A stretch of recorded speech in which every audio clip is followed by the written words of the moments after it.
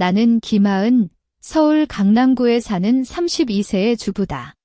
5해 전 대학교 동창이었던 박민준과 결혼했고 그의 부모님과 함께 살고 있다. 민준은 중견기업의 마케팅 부장으로 연봉이 8천만 원 정도 되는 편이어서 우리 가정은 경제적으로 안정된 편이라고 할 수 있었다. 나는 결혼 후 직장을 그만두고 집안일과 시어머니의 돌봄에 모든 시간을 쏟아부었다. 시어머니는 언제나 우리 민준이 혼자 버텨주니 잘해줘야지라며 나에게 높은 기준을 요구했지만 나는 가정이 화목해야 한다는 생각으로 모든 걸 참아왔다. 아버지는 경북에서 농사를 하시고 어머니는 몇 년 전에 갑자기 심장병으로 돌아가셔서 서울에는 나 혼자라는 게 민준과 시어머니에게 나를 낮게 보는 이유 중 하나일지도 몰랐다. 오늘은 우리 결혼 5주년 기념일이다. 아침부터 시장에 가서 민준이 좋아하는 갈치와 살점을 사고 그가 선물로 준 프랑스 와인도 꺼내놨어. 저녁 8시가 넘어야 민준이 돌아온다고 했지만 10시가 되도록 아무 소식도 없었다. 시어머니는 거실에서 드라마를 보며 남편이 일하느라 바쁜데 왜 그래? 너도 모르니라며 나를 탓했다. 나는 그저 웃으며 네, 그래요라고 답하고 주방에서 반찬을 따뜻하게 해주는 일을 계속했다. 11시가 됐을 때 문이 열렸다. 민준이 술 냄새와 함께 들어왔고 얼굴에는 만족스러운 미소가 남아있었다. 오늘 기념일인데 왜 이렇게 늦었어? 라고 묻자 그는 긴급 회의였어. 미안이라고 덧붙이며 손폰을 카페 테이블 위에 던졌다. 그는 샤워하러 갔고 나는 그의 외투를 정리하려다가 화면이 켜진 손폰을 보았다.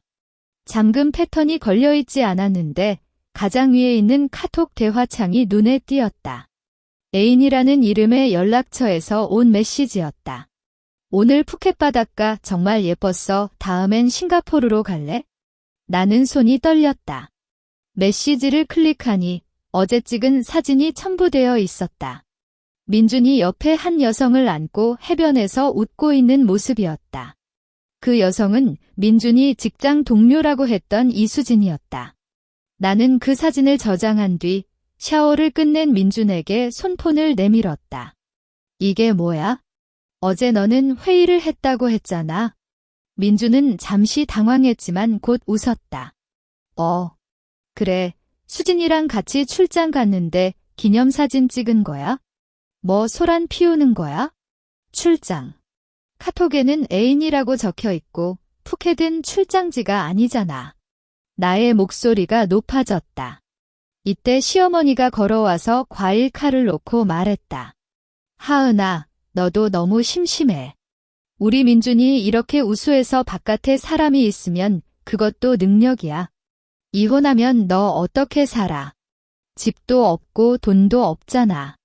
민준은 나에게 다가와 귓가에 속삭였다. 내가 알고 있잖아. 내 부모님도 없고 전 직장 경력도 없어. 나 없이 너는 길을 잃을 거야? 나는 장담해. 넌 결코 이혼 못해. 그의 눈 속에는 확신과 경멸이 뒤섞여 있었다.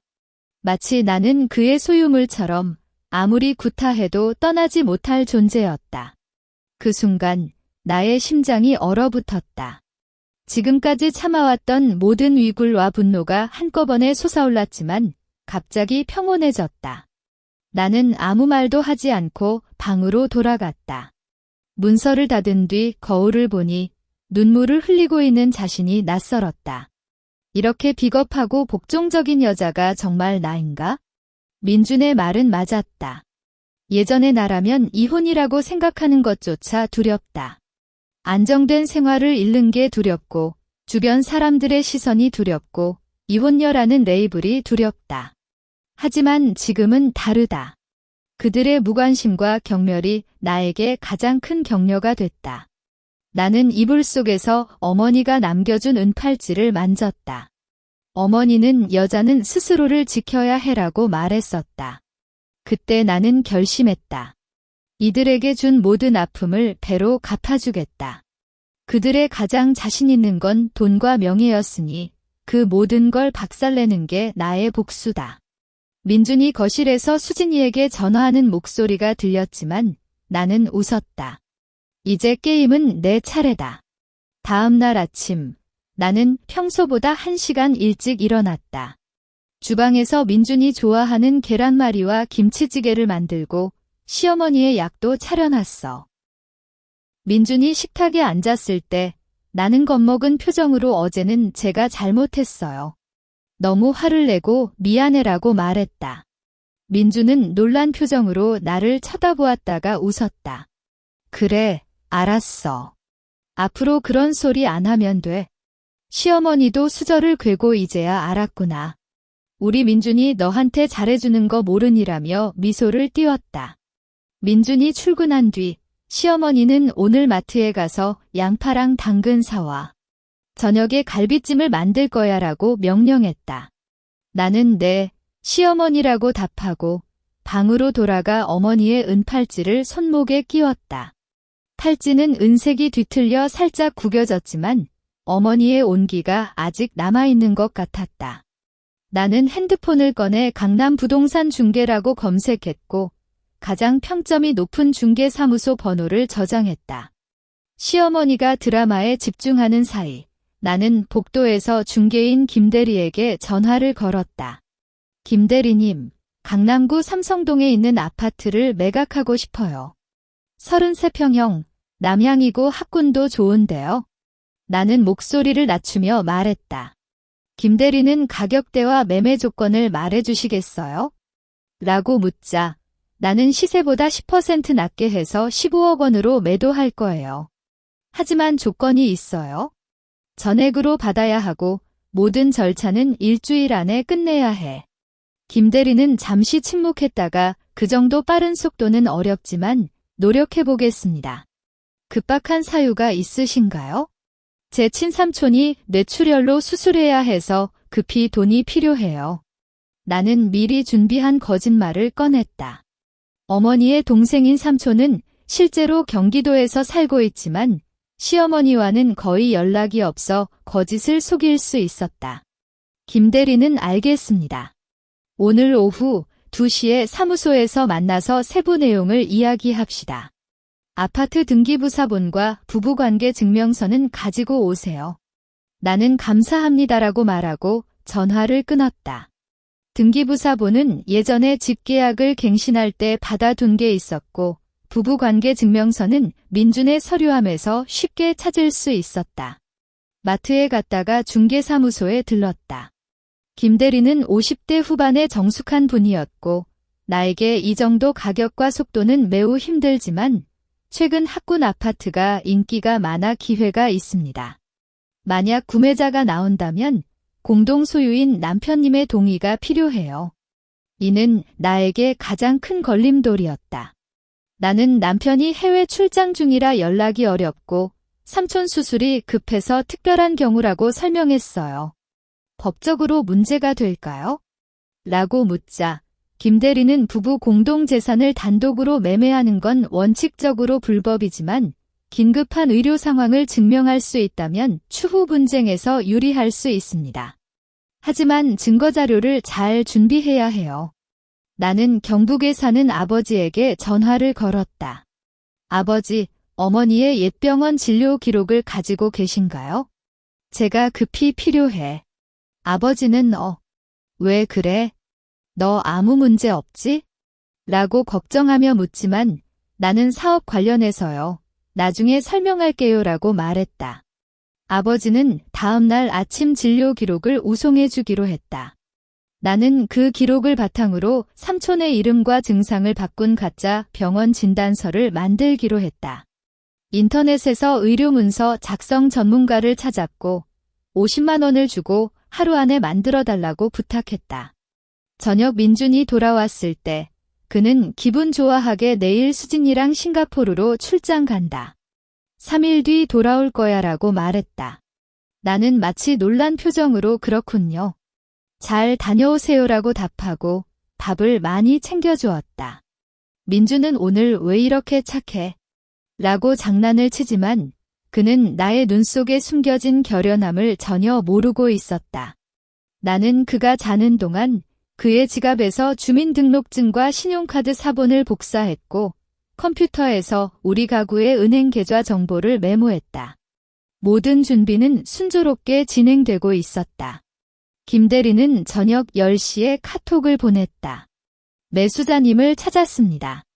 내일 오후 3시에 다시 만나서 계약서를 검토해 주세요. 나는 침대에 누워 은팔찌를 만졌다. 이제 첫걸음을 뗐다. 김 대리의 카톡을 본 뒤 나는 잠시 눈을 감았다. 긴장은 했지만 떨리는 손은 없었다. 어머니의 은팔찌가 손목을 살짝 누르는 느낌이 있었고 그게 나에게 힘을 주는 것 같았다. 다음 날 아침 시어머니는 오늘 동료들과 카페에 갈 거라며 나에게 5만 원을 주고 나갔다. 그녀가 문을 닫는 순간 나는 방에서 등기부사본, 부부관계 증명서, 그리고 아직 받지 못한 가짜 진단서 대신 어머니의 진료 기록 복사본을 가방에 넣었다. 2시에 중개사무소에 가기 전 의료문서 작성자에게 카톡을 보냈다. 오후 2시 전에 진단서를 보내주세요. 급해요. 중개사무소에 도착했을 때 김 대리와 한 남자가 기다리고 있었다. 이분이 매수자인 박 회장이에요. 자녀 학군 때문에 급히 이사하시는 겁니다.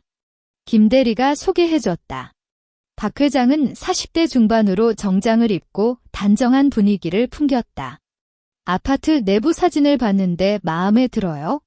하지만 15억 원은 시세보다 낮은데 이유가 있으신가요? 그는 직접적으로 물었다. 나는 미안한 표정으로 친척이 급히 수술해야 해서요. 돈을 빨리 받아야 하거든요라고 말하며 아버지가 보내준 어머니의 진료 기록을 내밀었다. 이것은 제 어머니의 옛 기록인데 친척 삼촌도 비슷한 증상이라 박 회장은 기록을 살펴보고 안타깝네요라고 속삭였다. 이때 의료문서 작성자의 카톡이 왔고 나는 그것을 프린터로 출력해서 내밀었다. 이것이 삼촌의 진단서입니다. 내일 수술이라 시간이 촉박해요. 김 대리는 두 문서를 비교하며 박 회장, 이 경우라면 매매 속도를 높이는 게 가능합니다. 다만 부부 공동 재산이므로 남편님의 동의서가 없으면 추후 분쟁이 생길 수 있습니다. 박 회장은 잠시 고민했다가 나도 급해서 이해해요. 하지만 계약서에 매도인 개인 사유로 인한 법적 분쟁은 매도인이 책임진다는 조항을 넣어야 해. 나는 망설임 없이 알겠습니다라고 답했다. 이것이 나가려던 방향이었다. 계약서를 검토할 때 김 대리는 매매 금액 15억 원 중 30%인 4억 5천만 원은 계약 시 선결금으로 받고 나머지는 등기 변경 완료 후 전액을 받는 게 일반적이에요. 나는 선결금은 5억 원으로 하고 등기 변경은 3일 안에 끝내주실 수 있나요? 수술비가 급해서요. 라고 제안했다. 박 회장은 좋아요. 그럼 내일 등기사무소에 갈 준비를 해주세요. 라고 말했다. 계약서에 서명할 때 나는 김하은이라는 이름을 굵게 썼다. 그 순간 마치 지난 5년의 아픔을 모두 던지는 느낌이었다. 계약을 끝내고 집으로 돌아오자 민준이 카톡을 보냈다. 싱가포르 날씨 좋아? 사진 보여줄게. 사진에는 민준이 수진이와 함께 호텔 수영장에서 웃고 있는 모습이었다. 나는 잘 다녀오세요. 건강 조심하세요라고 답하고 카톡 창을 닫았다. 5억 원이 내 계좌에 입금된 알림이 왔을 때 나는 은행 앱을 열었다. 이 돈을 어떻게 옮겨야 할지 미리 준비한 계획을 다시 확인했다. 먼저 호주에 있는 친구 이수진에게 카톡을 보냈다. 저번에 말한 계좌 번호 다시 보내줘.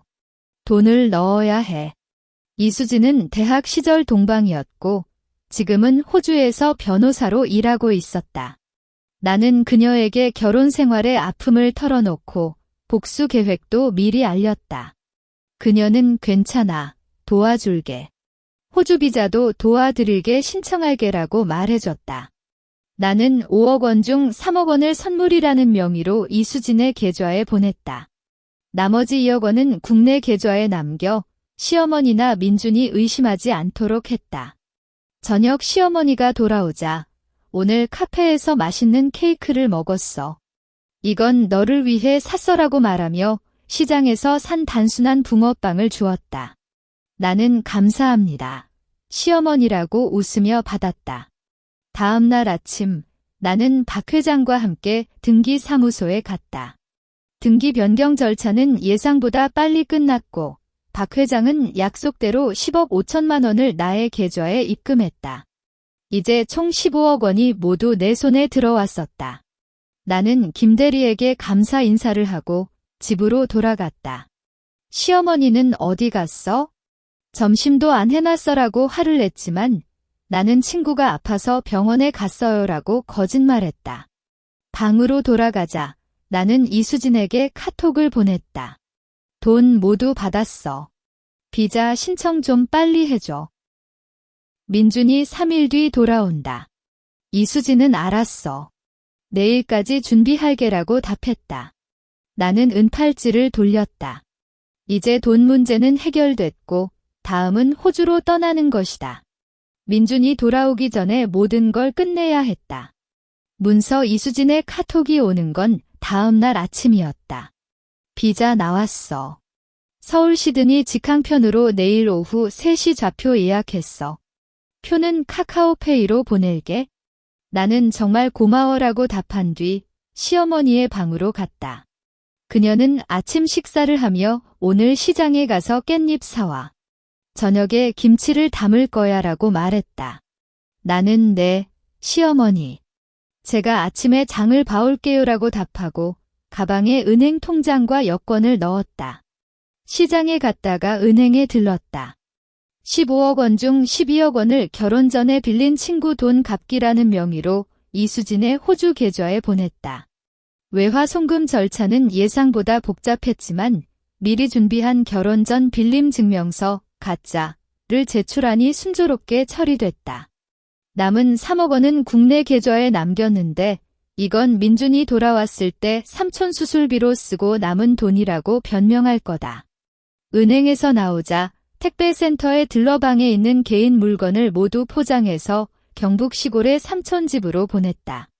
옷장에는 평소 입던 옷 몇 벌만 남겼고 화장대도 그대로 두었다. 저녁 민준이 카톡을 보냈다. 내일 저녁 돌아올게. 기념일 선물로 뭘 원해? 나는 그냥 잘 돌아오면 돼요라고 답하고 이혼 서류와 아파트 매매 공증문서 복사본을 준비했다. 이 문서들은 민준이 직장에 왔을 때 받게 하기 위해 그의 회사 주소로 택배를 보냈다. 택배 송장에는 박민준 부장 개인 문서라고 적었고 수령인은 민준으로 설정했다. 시어머니는 내일 민준이 돌아오니 갈치를 사와. 그가 좋아하잖아라고 말했지만 나는 내일 아침 출장이 있다고 해서 시어머니가 직접 사주세요라고 거짓말했다. 나는 그 밤 잠을 잘 못 잤다. 방에서 어머니의 사진을 꺼내 보았고 어머니, 이제 제가 스스로 지켜요라고 속삭였다. 은팔찌를 손목에 꼭 끼고 다음 날 아침 9시에 집을 나갔다. 시어머니는 잠자고 있었고 나는 문에 메모를 붙였다. 시어머니, 삼촌 수술이 급해서 경북에 갈게요. 며칠 뒤 돌아올게요. 공항에 도착했을 때 이수진이 카톡을 보냈다. 시드니 기온 25도, 맑아. 기다릴게. 탑승 수속을 마치고 게이트에 갔을 때 민준이 전화를 걸었다. 어디야? 수진이가 내가 돌아오는 걸 알고 선물을 샀는데 너도 같이 고르고 싶다고 해? 나는 심호흡을 하고 와. 저는 시어머니가 카페에 데리고 와서 혼자 기다리고 있어요. 너무 바빠서 전화 못 받았어요라고 거짓말했다. 그럼 나중에 연락할게라고 민준이 말하고 전화를 끊었다. 그 순간 탑승 안내 방송이 들렸다. 나는 비행기에 앉았고 창밖을 보았다. 서울의 건물들이 점점 작아지고 마침내 구름 속으로 사라졌다. 비행 시간은 12시간이었다. 나는 잠도 자지 못하고 민준과의 결혼 생활을 돌아보았다. 처음 만났을 때 그는 내가 혼자라도 괜찮아, 내가 지켜줄게라고 말했지만 결국 그가 나를 가장 아프게 했다. 시어머니도 우리 가족으로 받아들일게라고 했지만 나를 항상 외부인으로 대했다.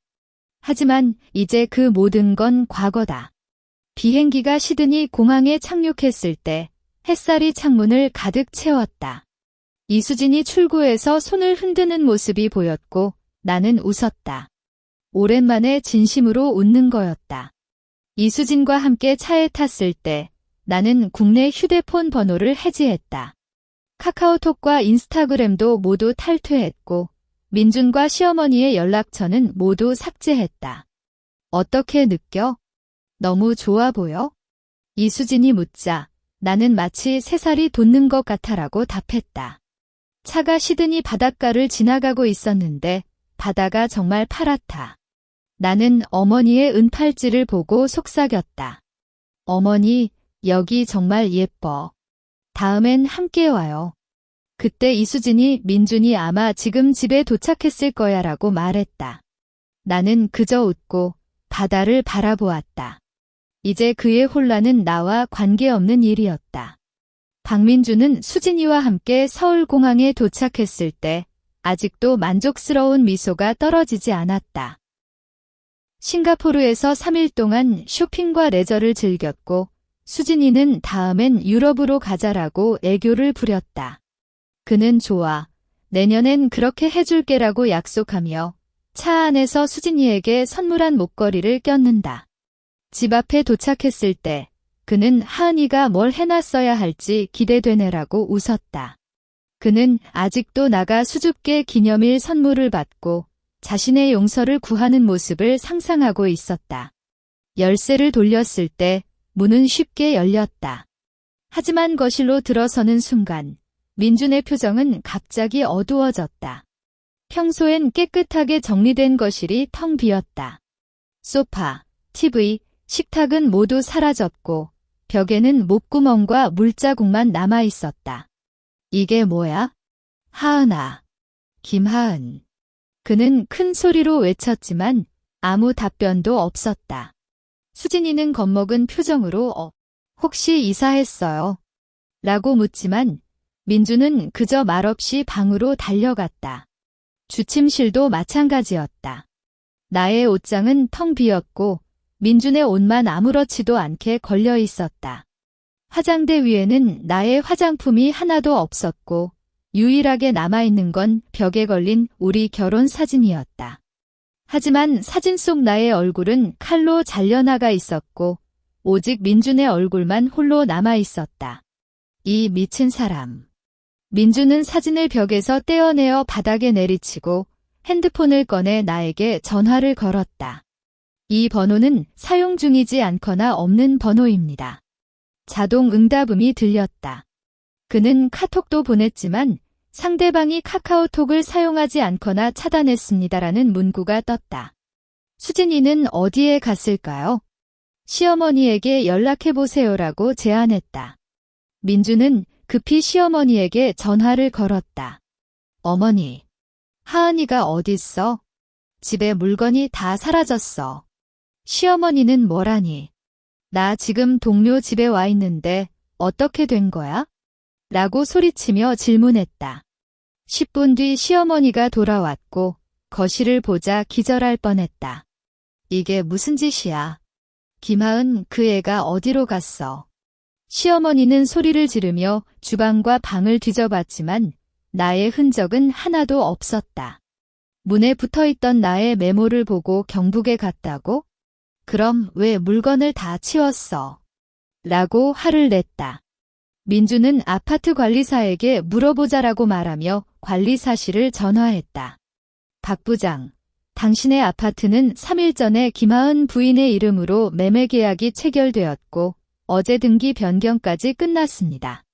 새로운 주인분이 내일부터 인테리어를 할 계획이에요. 뭐? 매매. 그 애가 혼자서. 민주는 믿을 수 없는 표정으로 말했다. 관리사는 김 부인이 친척의 급박한 의료 상황을 증명하는 문서를 제출했고 매수자분과도 합의하셨어요. 법적으로 문제 없어 보였습니다. 라고 답했다. 전화를 끄는 민주는 기절할 뻔했고 수진이는 민준아, 이제 어떡해요? 우리가 살 곳도 없는데 라고 속삭였다.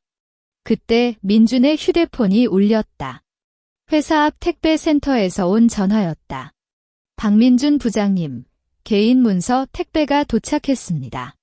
내일 오셔서 받아주세요. 누가 보낸 건데? 라고 묻자 보내는 사람은 김하은 님입니다. 라는 답변을 들었다. 민준은 수진이를 두고 혼자 회사로 달렸다. 택배를 열자 이혼 협의서와 아파트 매매 공증서 복사본이 나왔다. 이혼 협의서에는 박민준과의 결혼 관계를 종료하며 아파트 매매 금액은 친척 수술비로 사용했다. 부당 이득에 대한 배상은 법원에서 결정하도록 한다라고 적혀 있었다. 그 아래에는 나의 서명이 선명하게 눈에 띄었다. 민준은 택배 상자를 바닥에 내리치고 회사 동료들의 시선을 의식하지 못했다. 그는 즉시 은행에 전화를 걸어 우리 가구 계좌를 확인했지만 잔액은 겨우 3억 원 뿐이었다. 15억 원 중 12억 원은 어디 갔어? 그는 은행 직원에게 소리치지만 김하은 부인이 결혼 전 빚 갚기 명의로 호주 계좌에 송금하셨어요. 관련 증명서도 제출하셨어요. 라는 답변을 받았다. 그는 의자에 앉아 머리를 잡았다. 그가 항상 떠날 수 없다고 믿었던 나는 그의 모든 것을 가져가고 사라졌다는 사실이 믿기지 않았다. 수진이는 민준에게 카톡을 보냈다. 우리가 살 곳을 어디서 찾아야 해? 나는 이제 내 집에 살 수 없잖아. 민준은 잠시만 기다려라고 답했지만 그는 자신도 앞날이 보이지 않았다. 시어머니는 집에서 나한테 속였어. 그 애가 그렇게 못됐어. 라고 울며 민준을 탓했다. 민준은 술을 마시며 나의 모든 사적인 연락처를 찾아보았지만 나는 이미 모든 걸 지웠다. 그날 밤 민준은 회사 휴게실에서 잤다. 그의 평화로운 삶은 나의 시드니로 가는 비행기와 함께 끝났다. 시드니에서 나는 이수진의 집에서 묵고 있었다. 다음 날 아침 이수진이 뉴스를 보며 서울 중견 기업 마케팅 부장이 아파트를 잃고 아내도 실종됐다는 기사를 보여줬다. 기사에는 민준이 회사 앞에서 기절할 뻔한 모습이 사진으로 담겨 있었다. 어때? 기분 좋지? 이수진이 묻자 나는 그냥 안심이 되라고 답했다. 나는 커피를 마시며 시드니의 햇살을 느꼈고 어머니의 은팔찌를 만졌다. 이제 복수의 첫 단계는 끝났고 다음은 법적 절차를 통해 그를 완전히 타도하는 것이다. 시드니에서 일주일이 지났을 때 이수진이 민준이 너에게 소송을 냈어라고 말했다. 그녀는 한국법률사무소와 연락을 취하고 있었고 민준의 소송 내용을 전달해줬다. 아파트 매매를 무효로 하려고 하고 12억 원을 돌려받겠다고 주장했어. 그는 부부 공동재산을 단독으로 매매한 건 불법이라고 주장하고 있어. 나는 커피잔을 살짝 기울이며 알았어. 준비한 증거를 모두 제출해줘라고 답했다. 나는 미리 민준의 불륜 증거를 모았었다. 푸켓의 사진, 카톡 대화 기록, 심지어 그가 수진이에게 선물한 목걸이 영수증까지 저장해 둔 것이었다. 이수진은 이 증거를 한국의 변호사에게 넘겨주었고 변호사는 민준의 불륜이 사실로 증명되면 재산 분할에서 하은 씨가 유리할 거예요. 아파트 매매도 긴급 의료 사유로 한 것이므로 무효화하기는 어렵습니다라고 분석했다. 나는 어머니의 은팔찌를 만지며 그는 결코 이기지 못할 거야라고 속삭였다. 서울에서 민준은 변호사 사무소에 와 앉아 있었다. 그 애가 나를 속였다. 아파트를 뺏어가고 돈도 가져갔어. 그는 큰 소리로 외쳤지만 변호사는 침착하게 박 씨, 김하은 씨가 제출한 증거를 보셨어요. 불륜 사실이 명확하고 매매 시 긴급 의료 문서도 제출했어요. 법적으로 우리가 유리하지 않습니다. 라고 말했다. 민준은 그 문서는 거짓말이야. 그녀의 삼촌은 아직 잘 살아있어. 라고 소리치지만 변호사는 그 증거를 제출해야 해요. 그렇지 않으면 패배할 확률이 매우 높아요. 민주는 급히 경북에 있는 나의 삼촌에게 전화를 걸었다. 삼촌, 김하은이 너 때문에 아파트를 팔았다고 속였어. 너는 아무 문제 없잖아. 하지만 삼촌은 하은이가 너 때문에 많이 아팠어. 나는 그녀를 도울 거야 라고 말하며 전화를 끊었다. 삼촌은 어머니가 살아계셨을 때 잘 대해줬고 나의 결혼 생활을 알고 있었다. 그는 나의 편을 들기로 결심한 것이었다. 민주는 절망했고 수진이에게 전화를 걸었다. 나 지금 돈이 없어. 너 좀 도와줘. 수진이는 나도 돈이 없어. 너 때문에 집도 잃었어. 라고 소리치며 대답했다. 싱가포르에서 산 물건을 모두 팔아도 돈이 모자랐고 그녀는 민준에게 우리 관계는 이제 그만하자라고 말했다. 민준은 내가 나를 떠나면 어떻게 살아? 나 없이 넌 아무것도 못해. 라고 소리치지만 수진이는 그의 전화를 차단했다. 그날 밤 민준은 술을 마시며 거리에서 걸어 다녔다. 평소엔 아름다웠던 서울의 불빛이 지금은 그를 비웃는 것 같았다. 시어머니는 병원에 입원했다. 아파트를 잃고 민준의 상황이 나빠진 소식을 듣고 혈압이 급격히 오르며 기절했기 때문이다. 민준은 병원에 갔지만 시어머니는 나를 보지 마. 너 때문에 이렇게 됐어. 라고 외쳤다. 문석은은 병실 밖에서 앉아 머리를 잡았고 회사에서 전화가 왔다. 박 부장, 최근 업무 실수가 많고 직장 내 평판도 안 좋아졌어. 임시 휴직 처분을 받으셨어요. 인사팀의 말이 들렸다. 시드니에서 나는 이수진과 함께 법원 문서를 검토하고 있었다. 민준이 불륜 증거를 부인하려고 해도 카톡 기록과 사진이 확실해서 못해요. 재산 분할은 너에게 유리하게 결정될 거야. 이수진이 말했다. 나는 그의 회사에서 휴직 처분을 받았다는 소식 들었어? 라고 묻자 이수진은 그래? 이제 그는 모든 걸 잃었어. 라고 웃었다. 나는 창밖에 시드니 바다를 바라보았다. 햇살이 바다에 반사되어 눈부시고 나는 마치 어머니가 나와 함께 바다를 보는 것 같았다. 다음 날 한국의 변호사가 전화를 왔다. 김 씨, 박민준이 합의 제안을 했어요. 이혼을 인정하고 3억 원을 넘겨주는 대신 소송을 취하겠다고 했어요. 나는 3억 원은 너무 적어. 그는 15억 원 중 5억 원을 줘야 해. 그렇지 않으면 법원에서 끝까지 싸울게라고 답했다. 나는 그가 겪고 있는 고통을 알고 있었고 이는 그가 나에게 준 아픔의 일부에 불과했다. 변호사는 알겠습니다. 그대로 전달하겠어요. 라고 말했다. 민주는 합의 제안이 거절된 소식을 듣고 화를 냈다. 그 애가 정말 끝이 없구나. 그는 변호사에게 소송을 계속하자라고 말했지만 변호사는 비용이 계속 발생할 거고 패배할 확률이 90% 이상이에요. 박 씨, 포기하는 것이 현명해요. 라고 권했다.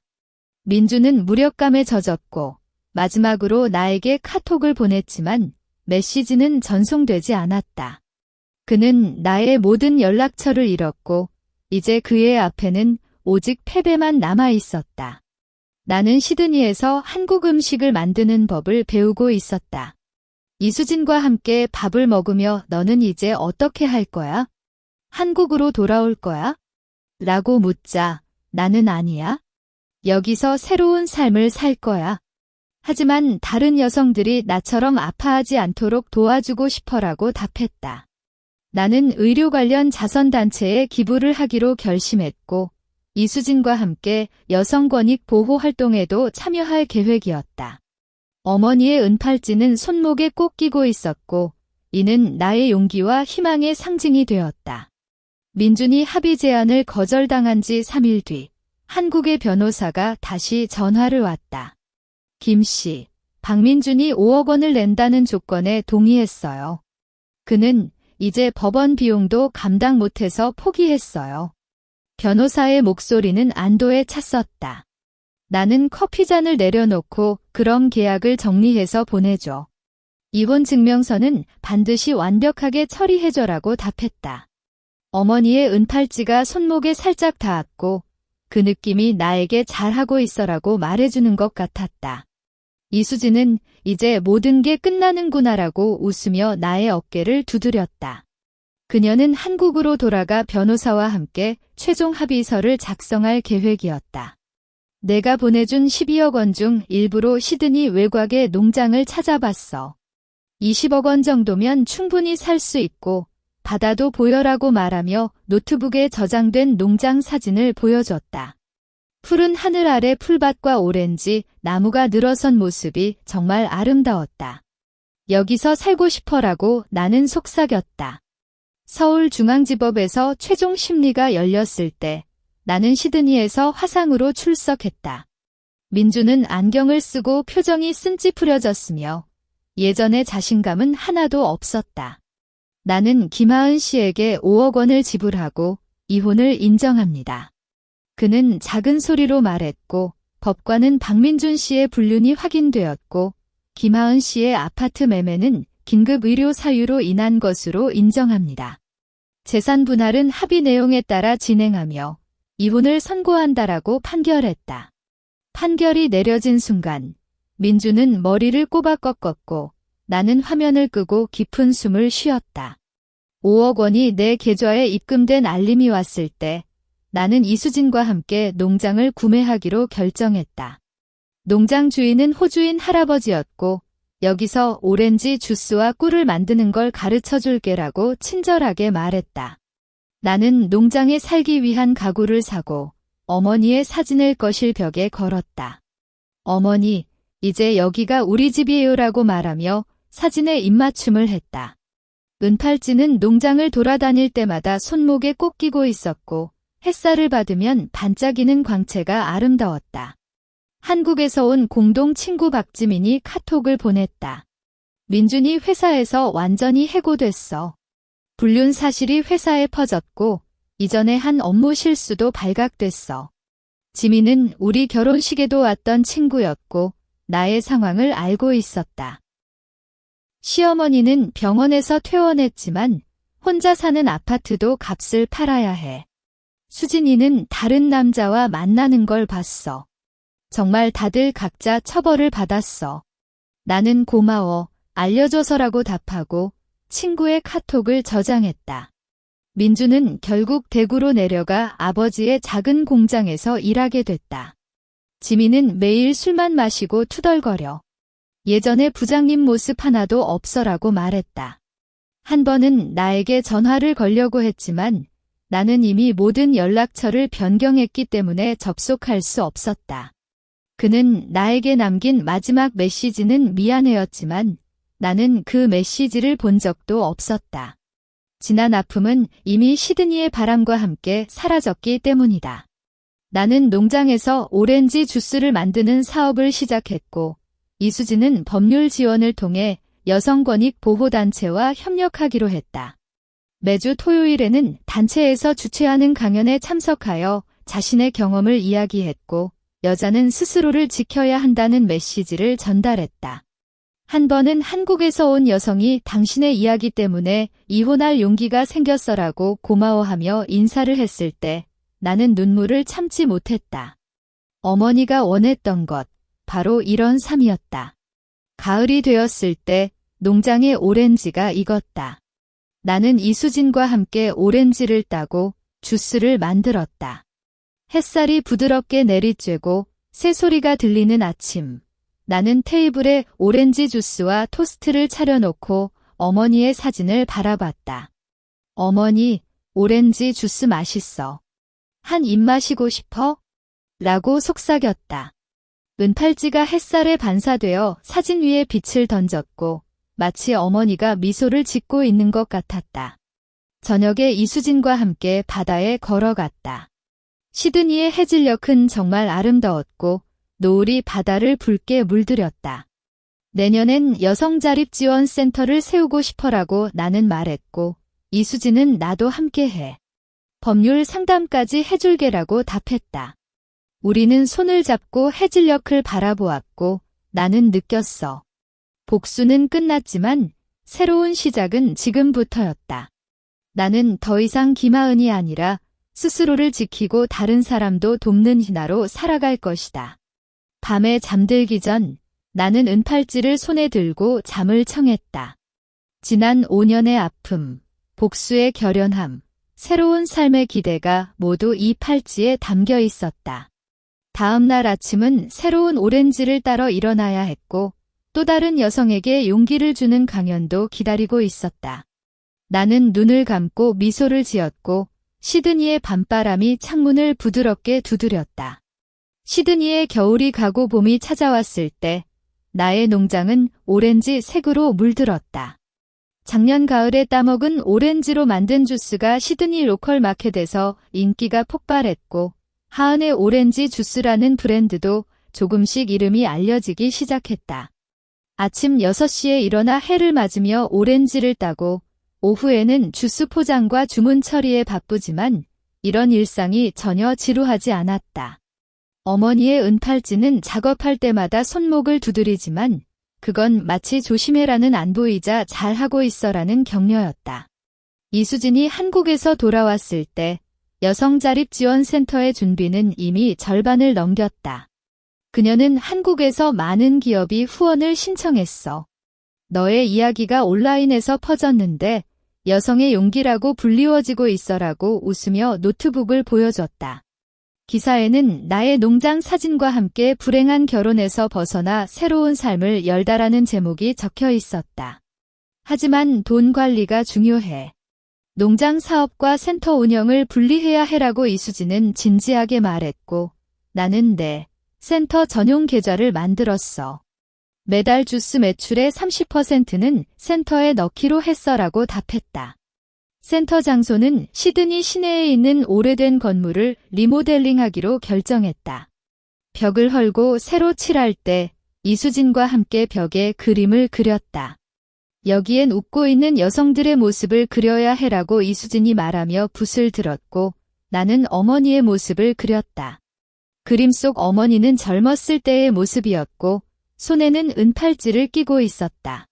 어머니가 이 센터를 보면 기뻐할 거야 라고 나는 속삭였고 이수진은 그럼 당연하지라고 어깨를 부딪혔다.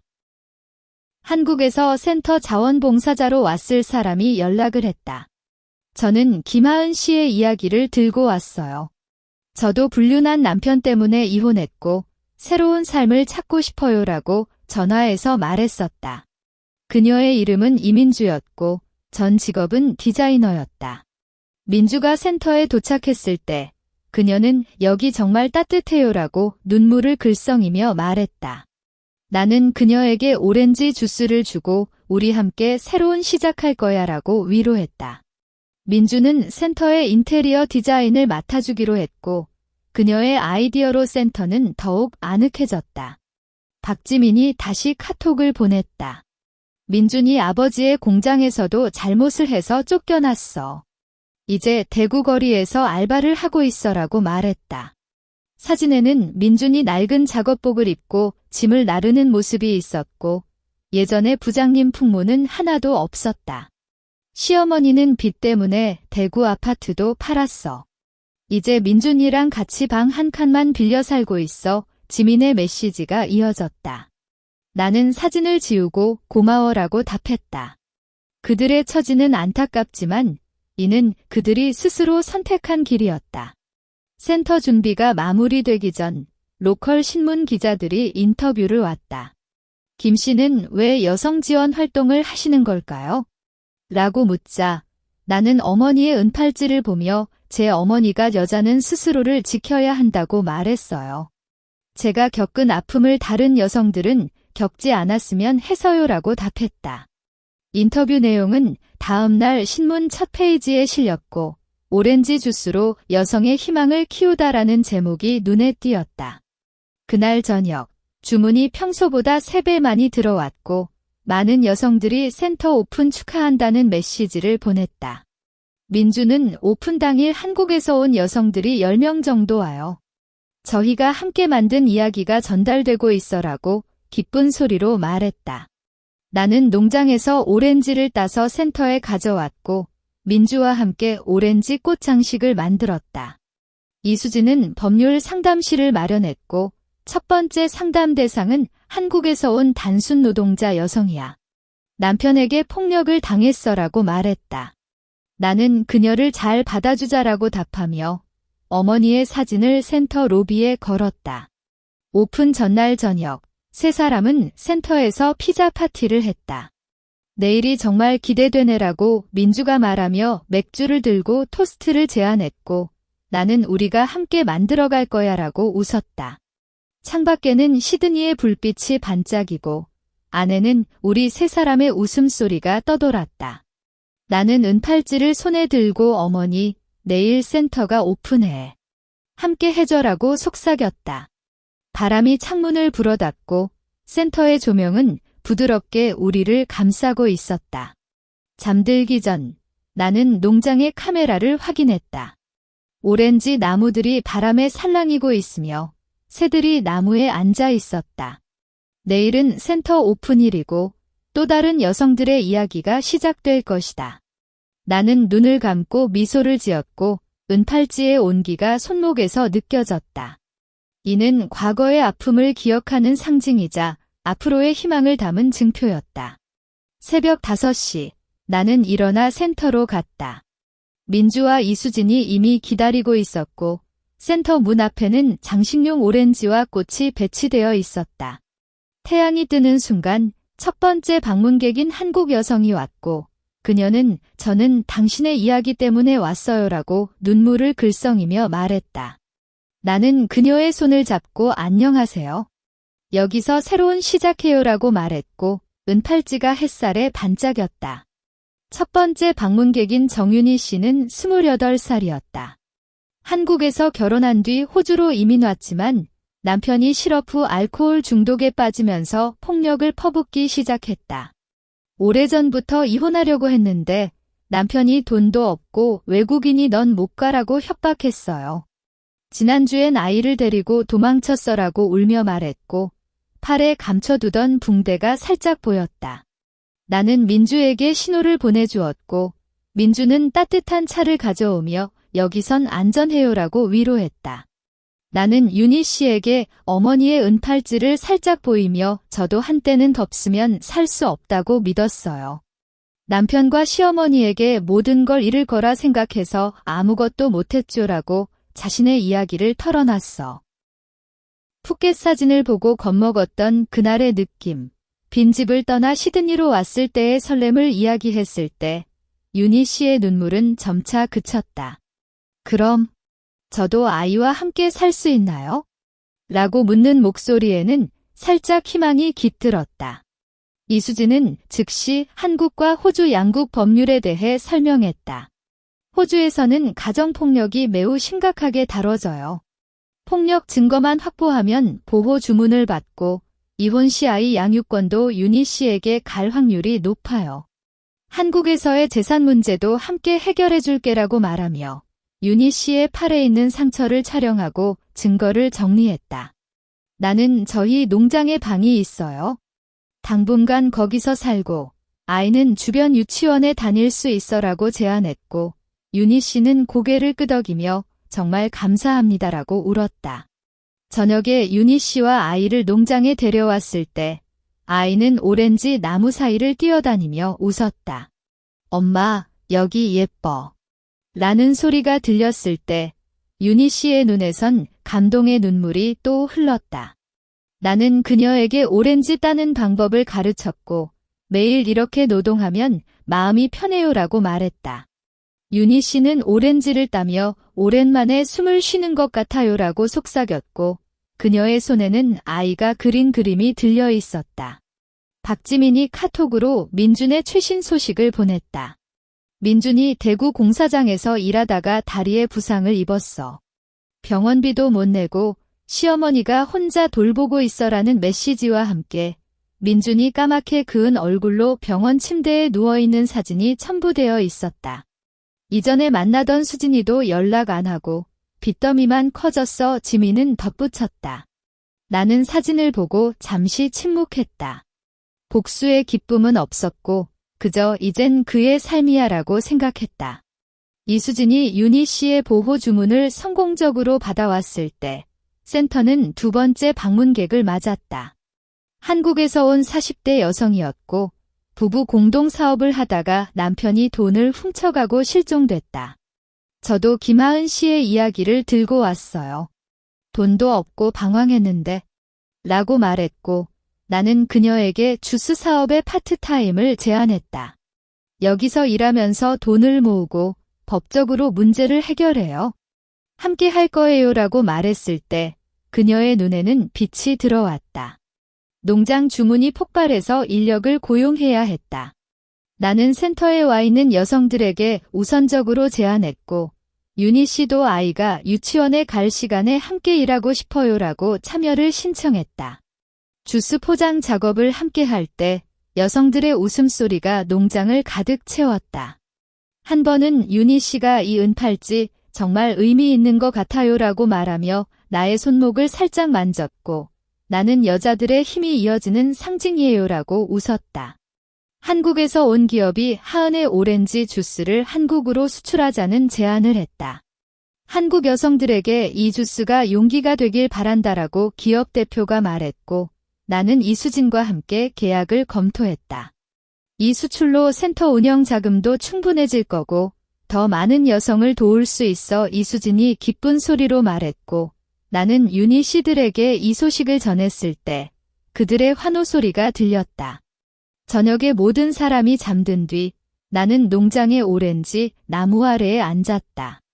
은팔찌를 손에 들고 어머니에게 이야기했다. 어머니, 윤희 씨 아이가 오렌지를 정말 좋아해요. 센터에도 새로운 사람들이 왔고 주스도 한국으로 가게 돼요.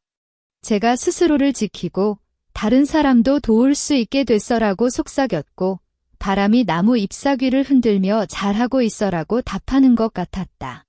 그날 밤 카톡이 왔는데 발신자는 알 수 없는 번호였다. 하은아, 미안해. 나 지금 너무 힘들어. 돈 좀 달라줘라는 메시지였다. 나는 바로 알았어. 이건 민준이었다. 그는 어떻게 이 번호를 알았는지 모르겠지만 나는 그냥 메시지를 삭제했다. 창밖에는 달빛이 오렌지 나무에 비치고 내 앞에는 윤희 씨 아이가 그린 그림이 놓여 있었다. 나는 메시지 창을 닫고 미소를 지었어. 나의 삶은 이제 그와는 아무 관련이 없었다. 여성자립지원센터가 오픈한 지 1년이 됐다. 오늘은 주년 기념 행사를 열었고 시드니 시장 관계자와 한국 주호주 대사관 직원도 참석했다. 나는 어머니의 은팔찌를 꼭 끼고 흰색 드레스를 입었고 농장에서 따온 오렌지로 장식한 화분을 행사장 안에 전시해놨어. 하은 씨, 지금까지 32명의 여성을 도왔어요라고 민주가 통계표를 보여주며 웃었고 그 표에는 윤희 씨의 이름도 있었는데 비고란에는 자립성공 센터 자원봉사자라고 적혀 있었다. 윤희 씨는 아이와 함께 행사에 왔고 아이는 하은 아줌마 오렌지 그렸어. 라고 내게 그림을 건넸다. 그림에는 우리 모두가 손을 잡고 웃고 있는 모습이었고 나의 손목에는 은팔찌가 그려져 있었다. 저는 이제 카페에서 일하면서 아이 교육비를 마련하고 있어요. 다음 달엔 작은 집도 살 거예요라고 윤희 씨가 말했을 때 관중석에서 박수 소리가 터졌다. 이수진은 내 옆에 서서 이게 바로 우리가 원했던 거야라고 속삭였고 나는 그녀의 손을 잡고 웃었다. 행사 중에 기자에게 인터뷰를 받았다. 김 씨는 지난 1년 동안 가장 큰 변화는 무엇인가요?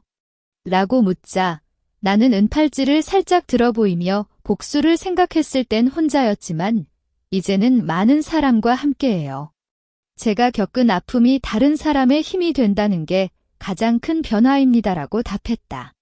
인터뷰가 끝나자 한국에서 왔던 40대 여성이 다가왔어. 저는 주스 사업을 함께 시작했어요. 한국에서도 판매망을 열었어요라고 기쁜 소리로 말하며 계약서를 보여줬다. 행사가 끝난 뒤 지민이 카톡을 보냈다.